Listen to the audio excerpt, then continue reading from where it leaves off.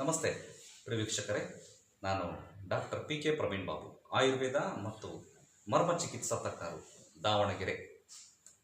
ವೀಕ್ಷಕರೇ, ಇವತ್ತಿನ ವಿಷಯ ಏನಪ್ಪ ಅಂತಂದರೆ ಹಾಲು ಅಮೃತ. ಗೊತ್ತಿದೆ ನಿಮಗೆ. ಇವತ್ತಿನ ಕಾಲದಲ್ಲಂತೂ ಮಾಡ್ರನ್ ಸೈನ್ಸ್ನವರು ಹೇಳ್ತಾರೆ, ಹಾಲಿಗಂತೂ ವಿಲನ್ ಸ್ಥಾನವನ್ನೇ ಕೊಟ್ಬಿಟ್ಟಿದ್ದಾರೆ. ಹಾಲು ಕುಡಿಬೇಡ್ರಿ, ಹಾಲು ಕುಡಿಬೇಡ್ರಿ, ಹಾಲಿಂದ ಹಂಗಾಗ್ತದೆ, ಹಾಲಿಂದ ಗ್ಯಾಸ್ಟ್ರಿಕ್ ಆಗುತ್ತೆ, ಹಾಲು ಮಕ್ಕಳಷ್ಟೇ ಜೀರ್ಣ ಮಾಡ್ಕೊಳಕ್ಕೆ ಸಾಧ್ಯ, ಆಮೇಲೆ ದೊಡ್ಡವ್ರಿಗೆ ಹಾಲು ಜೀರ್ಣ ಆಗಲ್ಲ, ಆಮೇಲೆ ಹಸುವಿನ ಹಾಲು ಅಥವಾ ಕುರಿ ಹಾಲು ಆಗಿರ್ಬೋದು, ಆ ಹಾಲಿರೋದು ಅದ್ರ ಮಗುಗೆ ಮಾತ್ರ, ಅದನ್ನು ನಾವು ಕುಡಿಬಾರ್ದು, ಹಾಗೆ ಹೀಗೆ ಕೇಳಿರ್ತೀರಿ ನೀವು. ಭಾಳಷ್ಟು ಮೀಡಿಯಾಗಳಲ್ಲಿ ನೋಡಿರ್ತೀವಿ.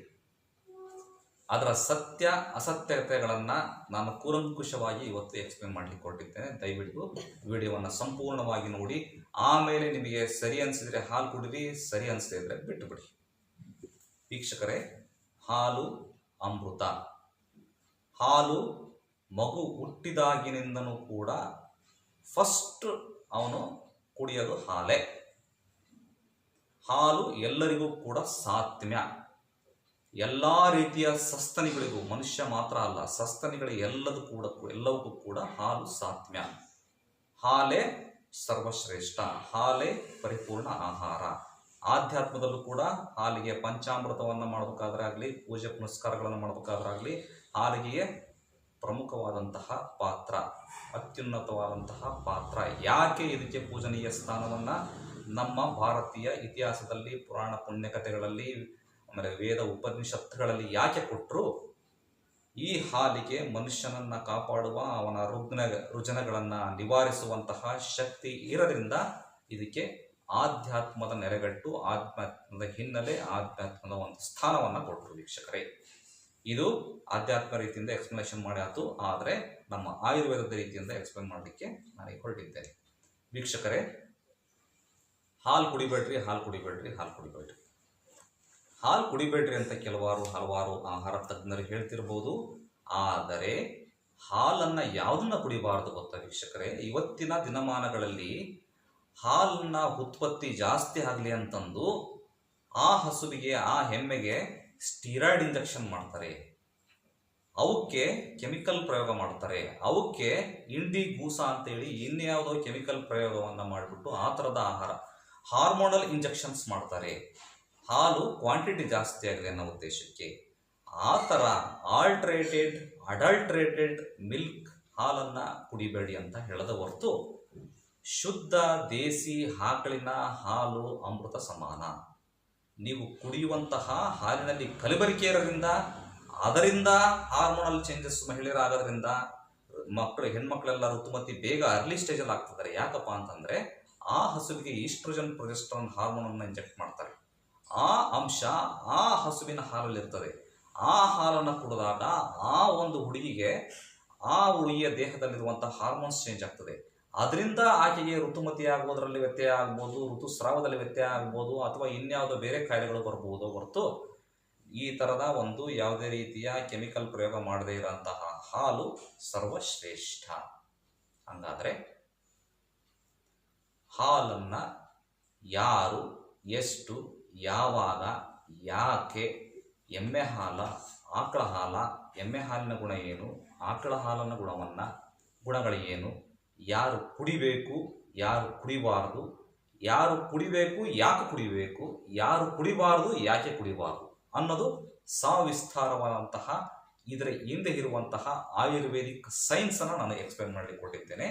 ಈಗ ನಾನು ಹೇಳ್ತಿರೋದೆಲ್ಲದೂ ಕೂಡ ನನ್ನ ಕಲ್ಪಿತ ಅಲ್ಲ, ನಾನೇ ಸೃಷ್ಟಿ ಮಾಡಿಕೊಂಡು ಹೇಳ್ತಿರೋ ಅಂಥದ್ದಲ್ಲ. ಸುಶ್ರುತ ಸಂಹಿತೆ ಸೂತ್ರಸ್ಥಾನ 12ನೇ ಅಧ್ಯಾಯದಲ್ಲಿ ಎಕ್ಸ್ಪ್ಲನೇಷನ್ ಇರೋದನ್ನು ನಾನು ನಿಮಗೆ ಎಕ್ಸ್ಪ್ಲೇನ್ ಮಾಡಲಿಕ್ಕೆ ಹೊರಟಿದ್ದೇನೆ. ವೀಕ್ಷಕರೇ, ಹಾಲು ಇದೆಯಲ್ಲ, ದಿ ಬೆಸ್ಟ್ ಸದ್ಯೋ ಶುಕ್ರ ಜನಕ. ಇವತ್ತಿನ ಕಾಲದಲ್ಲಿ ಯುವಕರಲ್ಲಿ ಬಹಳಷ್ಟು ಜನರಿಗೆ ಸಮಸ್ಯೆ, ಶೀಘ್ರಸ್ಖಲನ, ಹಸ್ತಮೈಥುನ, ಅಥವಾ ಮೂತ್ರದಲ್ಲಿ ಶುಕ್ರ ಹೋಗುವಂಥದ್ದು, ಅಥವಾ ನಿಮಿರು ದೌರ್ಬಲ್ಯತೆ ಆಗಿರುವಂತಹದ್ದು, ಇದೆಲ್ಲದೂ ಕೂಡ ಹದಿಹರೆಯರಲ್ಲೇ ಕಾಣ್ಕೊ ಬರ್ತಾ ಇದೆ. ಇದನ್ನೆಲ್ಲ ನಿವಾರಣೆ ಮಾಡ್ಕೋಬೇಕಾ? ಹಾಲನ್ನು ಕುಡೀರಿ. ಹಾಲು ಸದ್ಯೋ ಶುಕ್ರ ಜನಕ. ಶುಕ್ರವನ್ನ ಇಮಿಡಿಯೇಟ್ ಆಗಿ ಇಂಪ್ರೂವ್ಮೆಂಟ್ ಮಾಡ್ಕೋಬೇಕು ಅಂತಂದ್ರೆ ಹಾಲನ್ನು ಯಥೇಚ್ಛ ಕುಡಿಯೋದು. ಅದಕ್ಕೋಸ್ಕರನೇ ಮಧುಚಂದ್ರದಲ್ಲಿ ಮೊದಲನೇ ರಾತ್ರಿಯಲ್ಲಿ ಹೆಣ್ಮಗಳು ಮದುವೆ ಆಗಿರುವಂತಹ ವಧು ವರನಿಗೆ ಫಸ್ಟ್ ಕೊಡೋದು ಹಾಲನ್ನು ತಂದು ಅವತ್ತಿನ ರಾತ್ರಿ. ನಿಮಗೆ ಗೊತ್ತಿರ್ತದ, ಗೊತ್ತಿದೆಯಾ? ಫಿಲ್ಮ್ಗಳಲ್ಲಿ ನೋಡಿರ್ತೀರಿ, ಕೇಳಿರ್ತೀರಿ. ಯಾಕೆ ಹಾಲನ್ನೇ ತಗೊಂಡೋಗಿ ಕೊಡಕ್ಕೆ ಹೇಳಿದ್ದಾರೆ? ಯಾಕೆ ವೈನನ್ನು ತಂದು ಕೊಡ್ರಿ ಅಂತ ಹೇಳಿಲ್ಲ? ಯಾಕೆ ಇನ್ಯಾವುದೋ ಕಷಾಯವನ್ನು ಕೊಡ್ರಿ ಅಂತ ಹೇಳಿಲ್ಲ? ಯಾಕೆ ಮಜ್ಜಿಗೆಯನ್ನು ಕೊಡ್ರಿ ಅಂತ ಹೇಳಿಲ್ಲ? ಹಾಲನ್ನೇ ಕುಡಿ ಅಂತ ಹೇಗೆ ಹೇಳಿದ್ದಾರೆ? ಅರ್ಥ ಆಗ್ತಿದೆಯಲ್ಲ ಅದರ ಪ್ರಾಮುಖ್ಯತೆ ಏನು ಅಂತಂದು ನಾನು ಸೂಕ್ಷ್ಮವಾಗಿ ಹೇಳ್ತಾ ಇದ್ದೇನೆ, ಅರ್ಥ ಮಾಡ್ಕೊಳ್ಳಿ.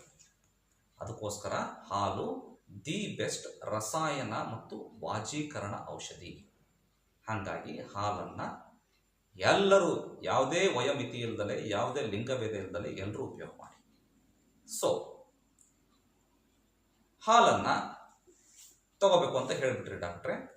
ಎಮ್ಮೆಯ ಹಾಲ ಅಥವಾ ಹಸುವಿನ ಹಾಲ? ವೀಕ್ಷಕರೇ, ಎಮ್ಮೆಯ ಹಾಲಿನಲ್ಲಿ ಕೊಬ್ಬಿನಂಶ ಜಾಸ್ತಿ ಇರ್ತದೆ. ಎಮ್ಮೆಗೆ ಬಿಸಿಲಿನಲ್ಲಿ ತಡ್ಕೊಳ್ಳುವಂತಹ ಶಕ್ತಿ ಜಾಸ್ತಿ ಇರ್ತದೆ. ಎಮ್ಮೆ ಬಿಸಿಲಲ್ಲಿ ಬಿಟ್ಟರು ಎಷ್ಟು ಬೇಕಾದರೂ ಇರ್ತದೆ. ಯಾವುದೇ ರೀತಿ ವಾತಾವರಣದ ವೈಪರೀತ್ಯಗಳು ಅದರ ಮೇಲೆ ಅಷ್ಟು ಪ್ರಭಾವ ಬೀರಲಾರವು. ಹಾಗಾಗಿ ಅದರ ಹಾಲು ಕೂಡ ಹಾಗೆ ಅದರ ಕ್ವಾಲಿಟಿಯನ್ನೇ ಹೊಂದಿರ್ತದೆ. ಯಾರೆಲ್ಲ ಜನರು ಬಿಸಿಲಿನಲ್ಲಿ ಜಾಸ್ತಿ ಕೆಲಸ ಮಾಡ್ತಾರೆ, ಶ್ರಮಜೀವಿಗಳಿರ್ತಾರೆ, ಎಂಥವ್ರು ಅಂತಂದರೆ ನಮ್ಮ ಪೊಲೀಸ್ ಮೆನ್ಸ್ ಆಗಿರ್ಬೋದು, ಮಿಲಿಟರಿಯವರಾಗಿರ್ಬೋದು, ಅಥವಾ ಶ್ರಮಿಕರಾಗಿರ್ಬೋದು, ಕಾರ್ಮಿಕರಾಗಿರ್ಬೋದು, ಅಥವಾ ರೈತಾಪಿ ವರ್ಗದವರಾಗಿರ್ಬೋದು. ಇವರು ಬಿಸಿಲಿನಲ್ಲಿ ದೇಹವನ್ನು ದಂಡಿಸಿ, ಅಥವಾ ಕುಸ್ತಿಪಟುಗಳಾಗಿರ್ಬೋದು, ಅಥವಾ ಇನ್ಯಾವುದೋ ಅಥ್ಲೆಟಿಕ್ಸ್ ಅಂದರೆ ಪ್ಲೇಯರ್ಸ್ ಇರ್ತಾರೆ, ಕ್ರಿಕೆಟರ್ಸ್ ಆಗಿರ್ಬೋದು, ಈ ಥರ ಒಂದು ಕೆಲಸವನ್ನು ಮಾಡುವಂತಹವರು ಎಮ್ಮೆಯ ಹಾಲನ್ನು ಉಪಯೋಗ ಮಾಡಬೇಕು. ಆವಾಗ ಆ ಎಮ್ಮೆಯ ಹಾಲಿಗೆ ದೇಹವನ್ನು ದಂಡಿಸಿದರೂ ಕೂಡ ಆ ಶಕ್ತಿಯನ್ನು ಕೊಡುವಂತಹ ಶಕ್ತಿ ಎಮ್ಮೆಯ ಹಾಲಿರ್ತದೆ. ಯಾರು ಹಾರ್ಡ್ ವರ್ಕ್ ಮಾಡ್ತಾರೆ, ಒಟ್ಟಾರೆ ಹಾರ್ಡ್ ವರ್ಕ್ ಮಾಡ್ತಾರೆ, ಅವರು ಎಮ್ಮೆಯ ಹಾಲನ್ನು ಉಪಯೋಗ ಮಾಡಿ. ಯಾರು ಸ್ಮಾರ್ಟ್ ವರ್ಕ್ ಮಾಡ್ತಾರೆ ಅವರು ಎಲ್ಲೂ ಹೋಗಲ್ಲ, ಬರೀ ತಲೆಯನ್ನು ಉಪಯೋಗ ಮಾಡ್ತಾರೆ. ಬರೀ ಅಂದರೆ ಸಾಫ್ಟ್ವೇರ್ ಇಂಜಿನಿಯರ್ಸು, ಬ್ಯಾಂಕರ್ಸು, ಅಥವಾ ಆಡಿಟರ್ಸು, ಈ ಥರ AC ರೂಮಲ್ಲಿ ಕೂತ್ಕೊಂಡು ಸುಮ್ಮನೆ ಕಂಪ್ಯೂಟರ್ ಮುಂದೆ ಅಥವಾ ಬ್ರೈನನ್ನು ಉಪಯೋಗ ಮಾಡ್ತಾರೆ, ದೇಹವನ್ನು ದಂಡಿಸಲ್ಲ, ಬಿಸಿಲು ಜಾಸ್ತಿ ಹೋಗಲ್ಲ. ಅಥವಾ ವಿದ್ಯಾರ್ಥಿಗಳು, ಇವರೆಲ್ಲರೂ ಕೂಡ ಹಸುವಿನ ಹಾಲನ್ನು ಉಪಯೋಗ ಮಾಡಬೇಕು. ಹಸು ಬಿಸಿಲಲ್ಲಿ ತಡ್ಕೊಳಲ್ಲ. ಹಸುವಿನ ಹಾಲಿನಲ್ಲಿ ಕೊಬ್ಬಿನಂಶ ಜಾಸ್ತಿ ಇರಲ್ಲ ವೆನ್ ಕಂಪೇರ್ಡ್ ಟು ಎಮ್ಮೆಯ ಹಾಲು. ಹಾಗಾಗಿ ಯಾವ ಹಾಲನ್ನು ಯಾರು ಉಪಯೋಗ ಮಾಡಬೇಕು ಅಂತ ಅನ್ನೋದು ನಿಮಗೆ ಗೊತ್ತಾಯಿತು. ಯಾವಾಗ ಹಾಲನ್ನು ಕುಡಿಬೇಕು, ಯಾವಾಗ ಹಾಲನ್ನು ಕುಡಿಬೇಕು ಅಂತ ತಿಳ್ಕೊಳ್ಳೋಕ್ಕಿಂತ ಮುಂಚೆ ಇದರ ಗುಣಲಕ್ಷಣ. ಹಾಲು ಗುರು ಮತ್ತು ಕಫ ವೃದ್ಧಿಕರ. ಗುರು ಅಂತಂದರೆ ಇದು ಹೆವಿ ಟು ಡೈಜೆಸ್ಟ್ ಮತ್ತು ಕಫವನ್ನು ವೃದ್ಧಿ ಮಾಡುವಂಥದ್ದು, ಮತ್ತು ಸ್ವಲ್ಪ ಲೈಟಾಗಿ ತಾಮಸ ಪ್ರಕೃತಿಯನ್ನು ಇಂಪ್ರೂವ್ ಮಾಡ್ತದೆ ದೇಹದಲ್ಲಿ. ಹಾಗಾಗಿ ಈ ಹಾಲನ್ನು ರಾತ್ರಿ ಮಲಗುವಾಗ ತೆಗೆದುಕೊಂಡಿದ್ದೇ ಆದಲ್ಲಿ, ರಾತ್ರಿ ಎಲ್ಲ ನೀವು 8 ತಾಸು ಮಲಗ್ತಿರಲ್ಲ ಬೆಳಗ್ಗೆವರೆಗೂ, ಮಧ್ಯದಲ್ಲಿ ಎಚ್ಚರ ಆದರೆ ಹಶುವಾಗಲ್ಲ. ಏಕೆಂದರೆ ಹೆವಿ ಟು ಡೈಜೆಸ್ಟ್. ಬೆಳಗ್ಗೆವರೆಗೂ ನಿಧಾನವಾಗಿ ಜೀರ್ಣ ಆಗ್ತದೆ. ರಾತ್ರಿ ಹೊಟ್ಟೆಲ್ ಸಂಟಾಗಿ ಎದ್ದು ಅಡುಗೆ ಮನೇಲಿ ಹುಡುಕಾಡಿ, ಫ್ರಿಜ್ನಲ್ಲಿ ಹುಡುಕಾಡಿ ಏನಾರ ತಿಂತಿರ್ತಿರಲ್ಲ, ಅಂಥವರು ಹಾಲನ್ನು ಕುಡಿದು ಮಲಗಿ. ಬೆಳಗ್ಗೆವರೆಗೂ ಹೊಟ್ಟೆ ಸಮಾಧಾನ ಇರ್ತದೆ. ಮಧ್ಯ ಅದು ಇದು ತಿನ್ನಬೇಕು ಅಂತ ಅನಿಸಲ್ಲ. ಆಮೇಲೆ ಇದು ಕಫ ಅಂದರೆ ಕಫವನ್ನು ಸ್ವಲ್ಪ ಲೈಟಾಗಿ ಜಾಸ್ತಿ ಮಾಡ್ತದೆ ಮತ್ತು ತಾಮಸ ಗುಣವನ್ನು ಇಂಪ್ರೂವ್ ಮಾಡ್ತದೆ. ಯಾವಾಗ ಮನಸ್ಸಿನಲ್ಲಿ ತಾಮಸ ಗುಣ ಬರ್ತದೆ, ಯಾವಾಗ ದೇಹದಲ್ಲಿ ತಾಮಸ ಗುಣ ಬರ್ತದೆ, ಯಾವಾಗ ದೇಹ ಗುರು ಆಗ್ತದೆ, ಹೆವಿ ಆಗ್ತದೆ, ಆವಾಗ ಆಟೋಮೆಟಿಕ್ ಆಗಿ ನಿದ್ದೆ ಬರ್ತದೆ. ನಿದ್ದೆಯಿಂದ ಬಳಲ್ತಾ ಇದ್ದೀರಾ? ನಿದ್ದೆ ಯಾರಿಗೆ ಬರ್ತಾ ಇಲ್ವಾ? ರಾತ್ರಿ ಹಾಲು ಕುಡಿದು ಮಲಗಿ. ಈ ರೀತಿ ಮಾಡೋದ್ರಿಂದ ಇನ್ಸೋಮ್ನಿಯಾ, ನಿದ್ರಾಹೀನತೆಯಿಂದನೂ ಕೂಡ ಹೊರಗಡೆ ಬರಲಿಕ್ಕೆ ಸಾಧ್ಯ. ಗೊತ್ತಾಯ್ತಲ್ಲ ವೀಕ್ಷಕರೇ, ಹಾಲಿನ ಪ್ರಯೋಜನಗಳು ಏನು ಅಂತ ಗೊತ್ತಾಯಿತು. ಹಾಲನ್ನು ಯಾರೆಲ್ಲ ಕುಡಿಬೇಕು? ಹುಟ್ಟಿದ ಮಗುವಿನಿಂದ ಹಿಡಿದು 100 ವರ್ಷದ ಮುದುಕರವರೆಗೂ ಯಾರು ಬೇಕಾದ್ರೂ ಕುಡಿರಿ. ಮಹಿಳೆಯರಾದರೂ ಕುಡಿರಿ, ಪುರುಷರಾದರೂ ಕುಡಿರಿ.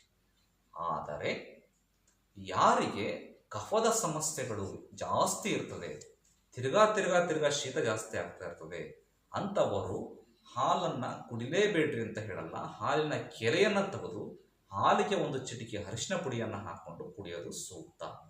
ಹಾಲಿನಲ್ಲಿರುವಂತಹ ಎಲ್ಲ ವಿಟಮಿನ್ನು, ಕ್ಯಾಲ್ಸಿಯಮು ದೊರಕುತ್ತದೆ. ಆದರೆ ಅದರಿಂದ ಆಗುವಂತಹ ಕಫ, ಅದರಿಂದ ಆಗುವಂತಹ ಈ ಸಮಸ್ಯೆಯನ್ನು ನಾವು ಹೊರತುಪಡಿಸಿ ಉಳಿದ ಎಲ್ಲ ಪ್ಲಸ್ ಪಾಯಿಂಟ್ಸನ್ನು ತಗೊಳ್ಳೋಕ್ಕೆ ಸಾಧ್ಯ. ಗೊತ್ತಾಯ್ತಲ್ಲ? ಹಾಲು ಯಾರಿಗೆ ಎಷ್ಟು ಯಾವಾಗ ಹೇಗೆ, ಎಮ್ಮೆ ಹಾಲ ಹಸುವಿನ ಹಾಲ, ಈ ಸಂಪೂರ್ಣ ಮಾಹಿತಿಯನ್ನು ಎಲ್ಲ ತಾಯಂದ್ರಿಗೂ ಶೇರ್ ಮಾಡಿ. ಮೊದಲು ಗಂಡಸರಿಗಿಂತಲೂ ತಾಯಂದ್ರು ಇದ್ರ ಬಗ್ಗೆ ಜ್ಞಾನವನ್ನು ತಗೋಬೇಕು. ಆವಾಗ ಮಾತ್ರ ಅವರು ಮಕ್ಕಳಿಗೆ ಹಾಲನ್ನು ಕೊಡ್ತಾರೆ. ಎಷ್ಟೋ ಜನರು ತಾಯಂದ್ರು ಹಾಲೇ ಕೊಡ್ತಾ ಇಲ್ಲ ಮಕ್ಕಳಿಗೆ, ಯಾಕೆ? ಮೀಡಿಯಾದಲ್ಲಿ ನೋಡ್ಬಿಟ್ಟು.